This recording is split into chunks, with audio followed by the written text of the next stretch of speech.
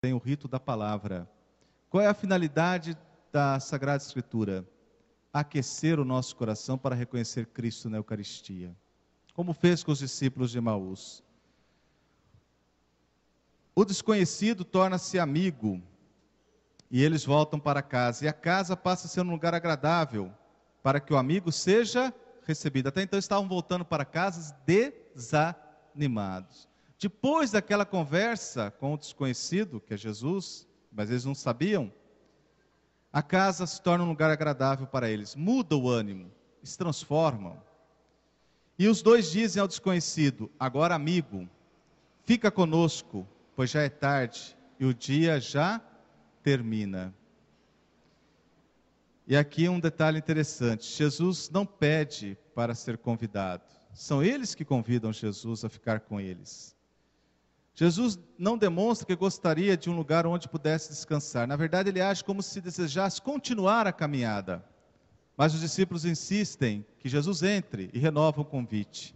E Jesus aceita, entra e permanece com eles. E aqui um detalhe importante em relação à Eucaristia.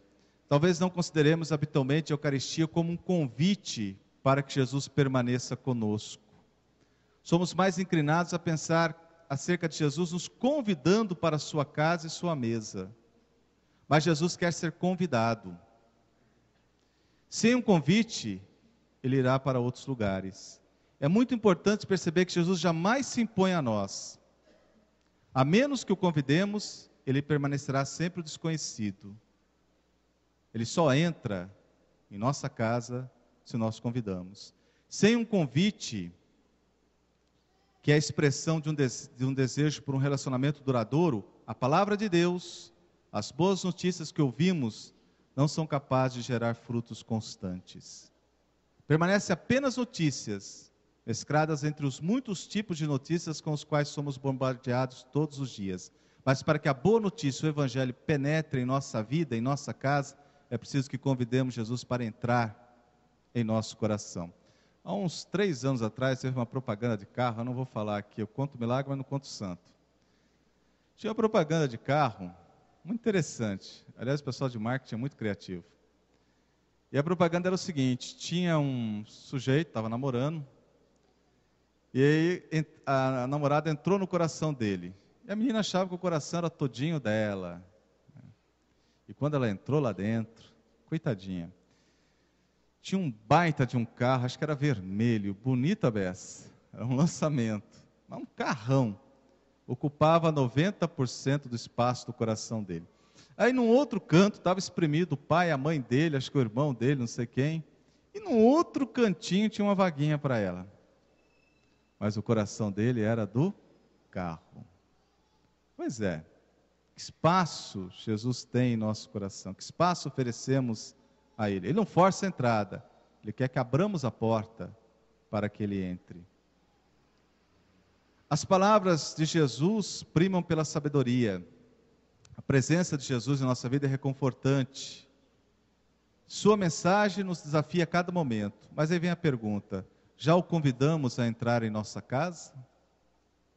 Desejamos que Ele nos conheça por trás das paredes de nossa existência mais íntima? Queremos que Ele nos toque onde somos mais vulneráveis? Queremos que Ele entre nos quartos dos fundos dos nossos lares, quartos estes que nós mesmos preferimos manter seguramente trancados? Desejamos verdadeiramente que Ele fique conosco quando a noite cai e o dia está prestes a terminar? Os dois viajantes convidam e insistem para que Jesus fique com eles, e Jesus entra. Eles querem ser anfitriões, convidam Jesus para tornar-se amigo deles. E Jesus aceita o convite e entra na casa deles e senta-se à mesa com eles. E Jesus é o convidado de seus discípulos, mas a partir do momento que ele entra na casa dos dois, é ele que se torna o anfitrião. Aí ele toma conta da casa, ele toma conta do coração. E como anfitrião, Jesus convida os dois a comungarem plenamente com ele. Aquele que foi convidado passa a convidar. Os dois discípulos que confiaram o suficiente no estranho para permitir que entrasse no seu espaço íntimo, são agora apresentados à vida íntima de Jesus. E diz o texto: e aconteceu que, estando com eles à mesa, Jesus tomou o pão, rezou a bênção de ação de graças, partiu o pão e deu a eles. Este pão sou eu para vocês. Todos conhecemos o desejo de servir bem as pessoas, né? Quando alguém vem em nossa casa, a gente diz assim: come e beba, né? Fiz tudo isso para você. Eu tenho uma senhora lá que trabalha comigo na paróquia, o pessoal brinca que a profissão dela é engordar padre. Porque ela capricha tanto, né? Que, não, padre, come. Não, mas tem que, né, ter a virtude da temperança. Mas isso é hospitalidade, né? O desejo de fazer com que as pessoas se sintam bem em nossa casa. Come e beba, fiz tudo isso para você. Sirva-se novamente, é tudo para você. A pessoa não quer que repita, né? O que desejamos não é simplesmente oferecer alimentos, mas dar a nós mesmos. Com o alimento a gente oferece o quê? A nossa amizade, a nossa hospitalidade. Na Eucaristia, Jesus se dá totalmente. O pão é o seu corpo que nos é dado, é a sua vida, o seu amor por nós. Quando Jesus se faz totalmente presente a nós, a plenitude da palavra de Deus habita em nós. Deus deseja não só instruir-nos, ensinar-nos, mas tornar-se um conosco. Entramos em total comunhão com Ele. Lógico que essa comunhão só será plena, perfeita, no céu.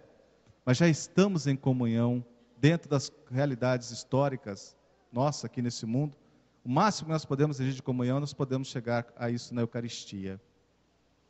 É o mistério da comunhão. São João da Cruz conseguia isso. Outro dia eu estava meditando. João da Cruz foi um grande místico. E ele dificilmente conseguia terminar uma missa depois de comungar. Naquela época, o jejum eucarístico já começava à meia-noite. Então os padres